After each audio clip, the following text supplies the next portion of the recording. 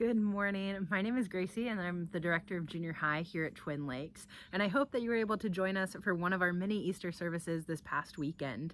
It was fantastic to see the auditorium filled with so many people worshiping and celebrating the fact that the tomb was empty, that Jesus has risen.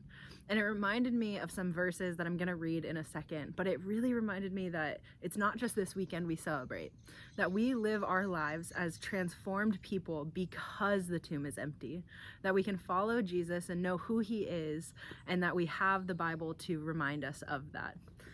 But the verses that came to mind when Renee was going through his points in this message, saying that God is present even when I don't know it, that God has a plan even when I don't see it, and that God gives me power even when I feel weak, that we are empowered through God, that he is always with us, and that he has a plan for us.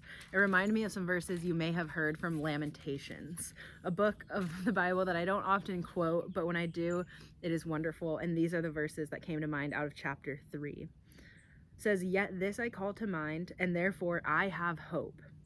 Because of the Lord's great love, we are not consumed, for his compassions never fail.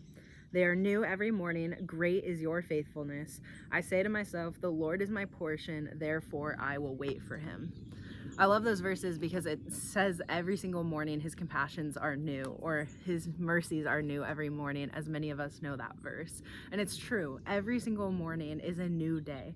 Every single choice we have is a new choice where we get to realign ourselves with the heart of God, to know who he is and to live our lives like that tomb is empty, because it was.